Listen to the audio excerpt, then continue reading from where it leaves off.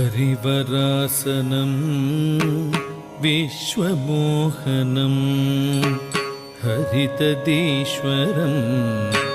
आराध्यपादुकं हरिविमर्दनं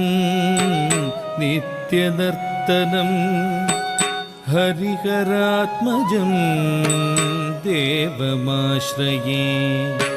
शरणकीर्तनं भक्तमानसं भरणलोलुपं नर्तनालसम् अरुणभासुरं भूतनायकं हरिहरात्मजं देवमाश्रये शरणमय्यप्पा स्वामी शरणमय्यप्पा शरणमय्यप्पा स्वामी शरणमय्यप्पा